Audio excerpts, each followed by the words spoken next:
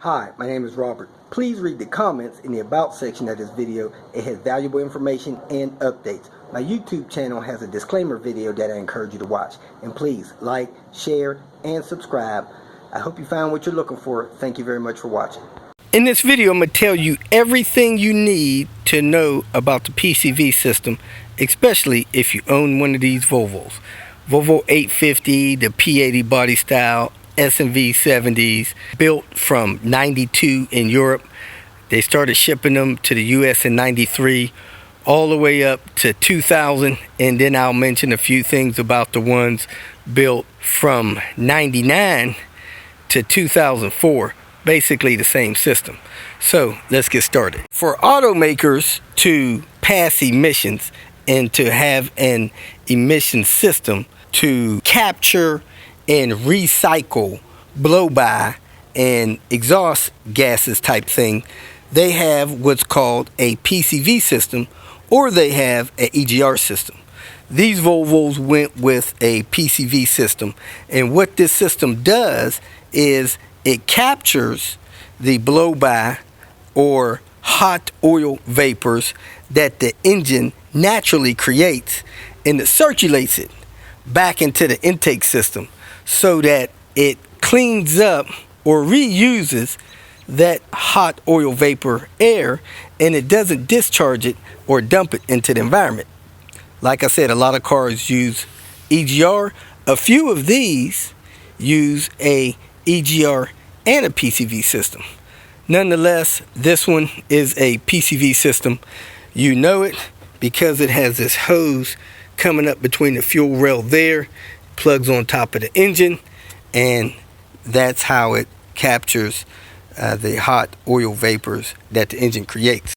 The best way to know if your PCV system is serviceable in your Volvo up to 2004 is what we call a glove test. I'm going to add a little clip here. It's going to show you how to do the glove test. Basically what you do, you start the car. You make sure you drive the car a few minutes so that the car is heated up. The engine is heated up. You don't want to do this test with the engine cold, because a cold engine will give you bad test results. So you need to drive the car around 5 or 10 minutes. You get the engine warm. Once the engine is warm, the system is working properly. And what you do is you take the oil cap off. I'm going to show you in this video. You put a rubber glove over that oil fill, and if the system is working, it will try to suck the glove in. If the system is not working properly, the glove will inflate. Now there's basically 3 reasons why the glove will inflate. Let's go ahead and cover them here. The first reason the glove will inflate is because the system is not serviceable. Somebody has not been doing proper oil changes. The passages in the system are blocked up, and that's not letting the system control the blow-by that the engine has naturally. So if the system is clogged up, you will have a bad test results. The glove will inflate. Number 1. Number 2, second reason you'll have bad test results, a glove inflating, is because something is broken or disconnected in the system.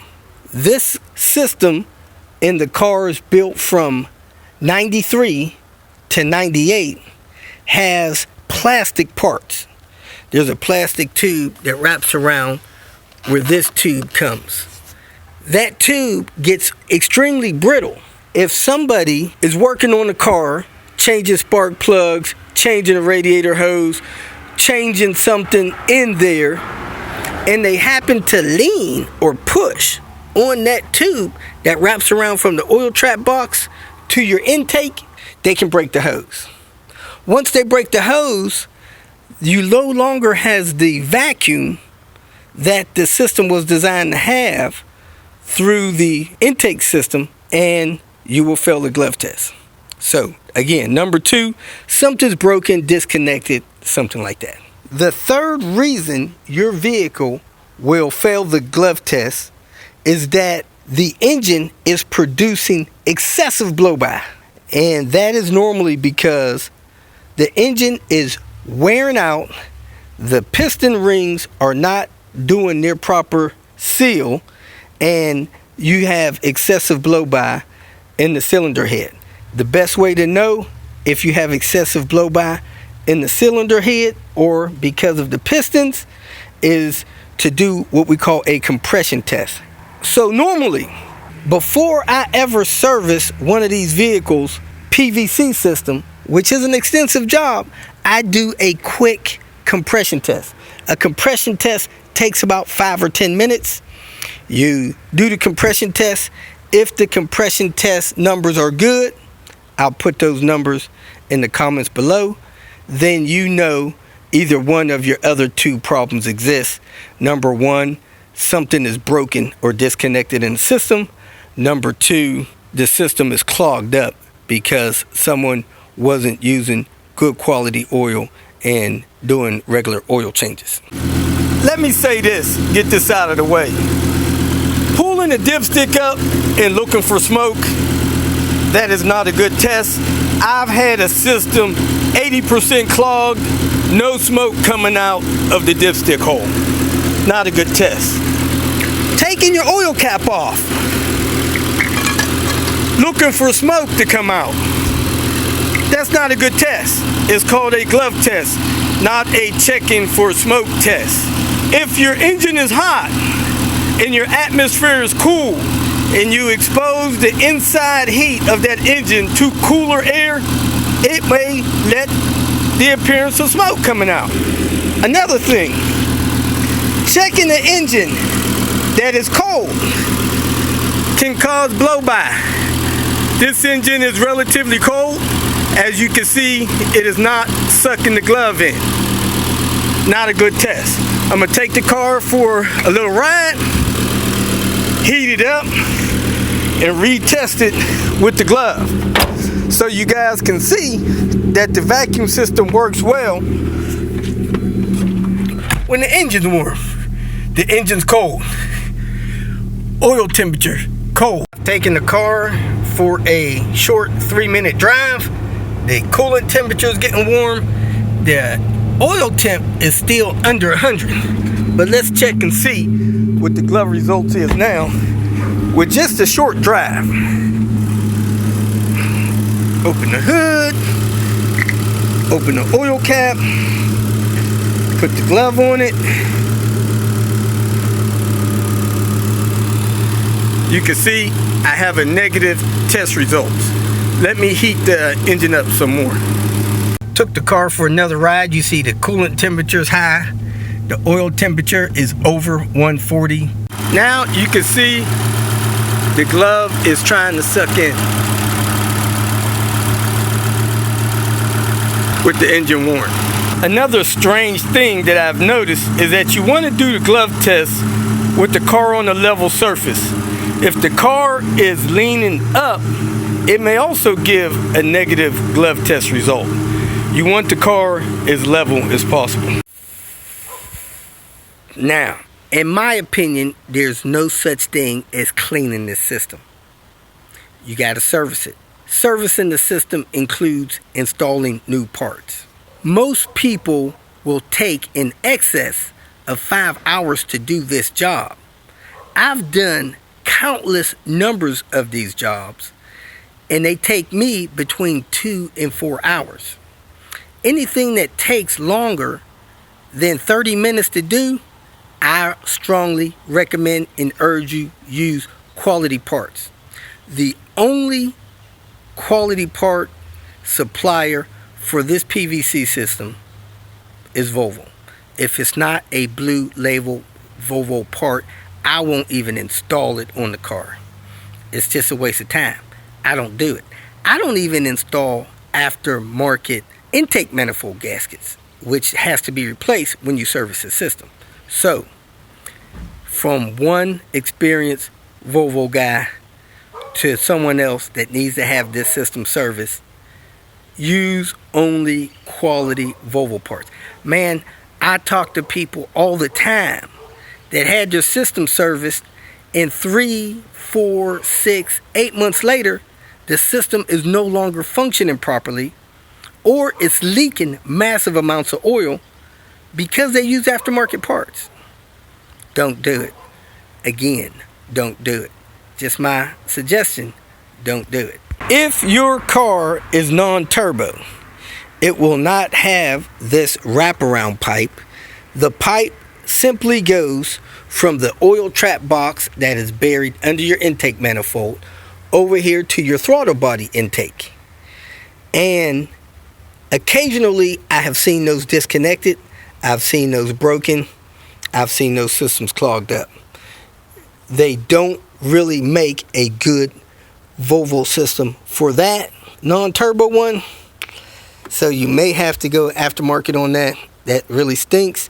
However, if you can get the Volvo parts from the Volvo dealer, get those. You don't want aftermarket parts in there.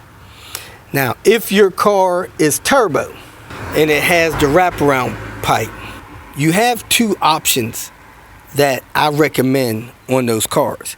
If your car is stock and it doesn't have any excessive turbo performance modifications, the stock system is fine. That system was designed to handle and manage the blow-by that's created by the engine naturally. However, if you have performance mods and you're pushing more boost than the system was designed to handle, you might need to get a better hose system.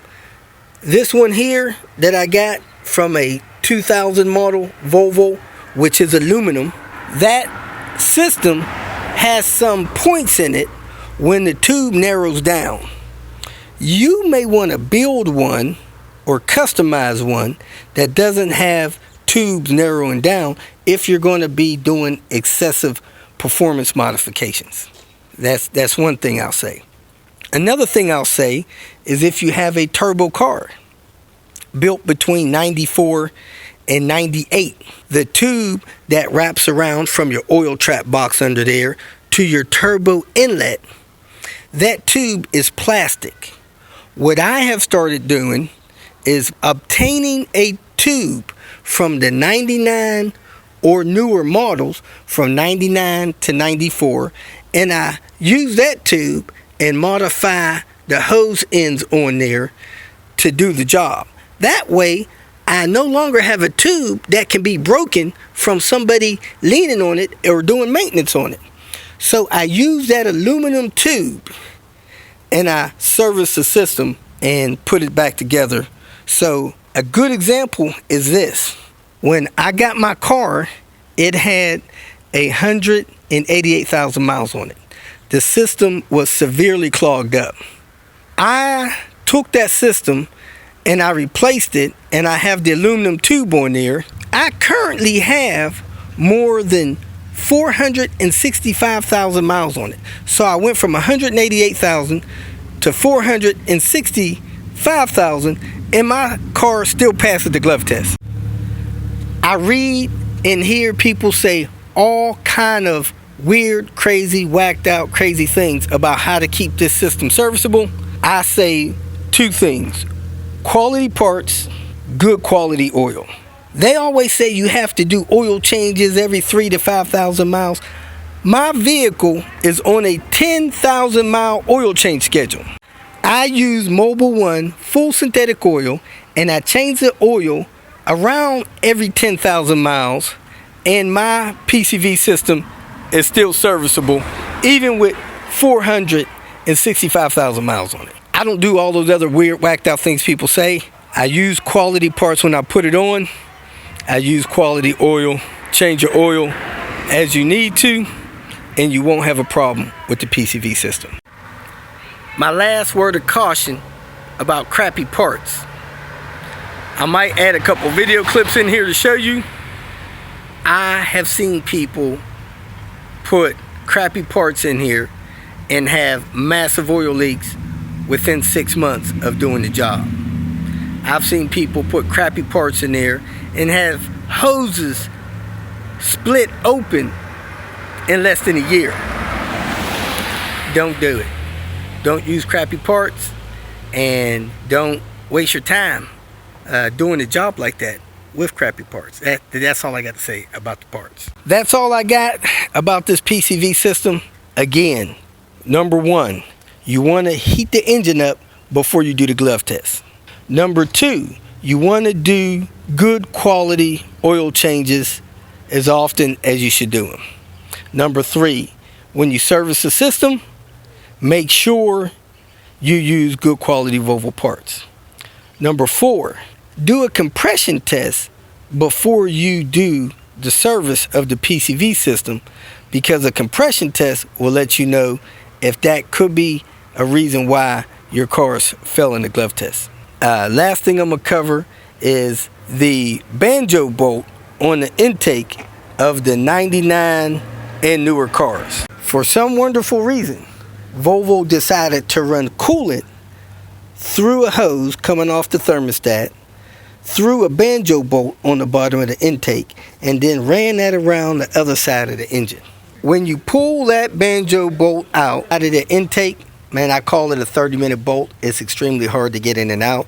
Be careful putting that back in. Make sure you thread it in with your fingers.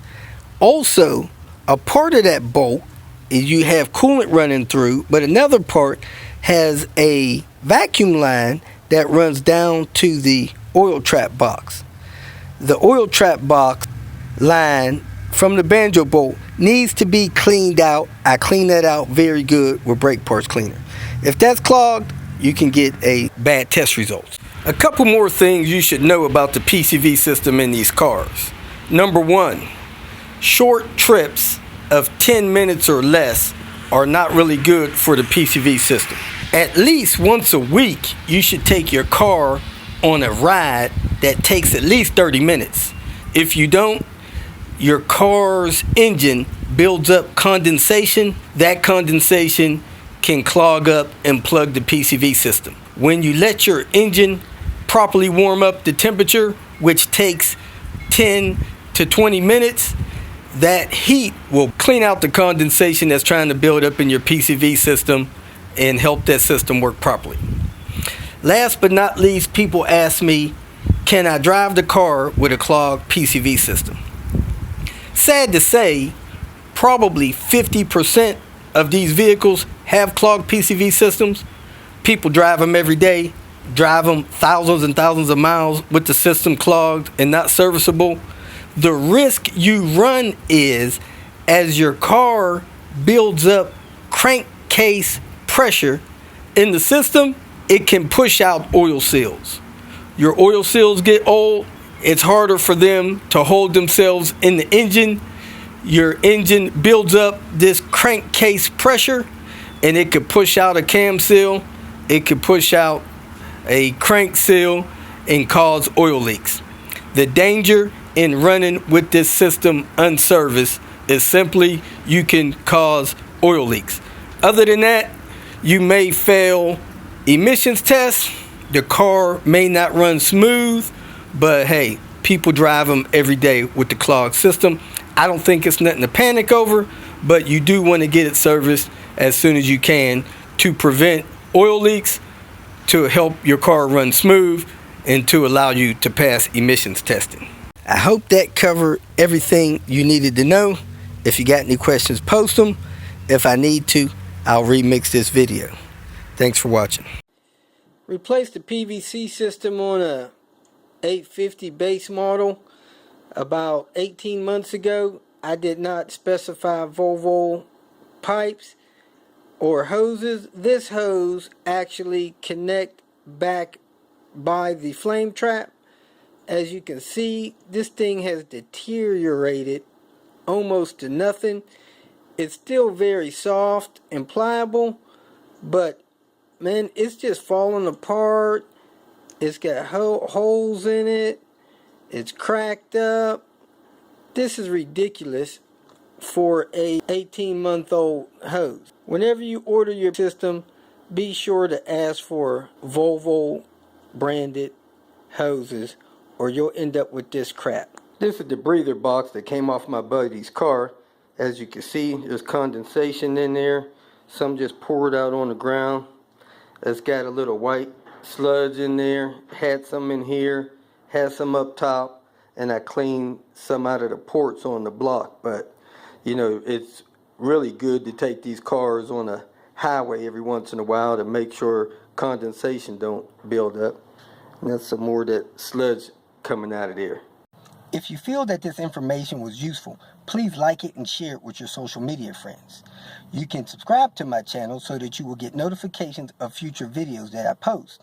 You can follow me on Twitter, and if you need to contact me directly, please visit my website.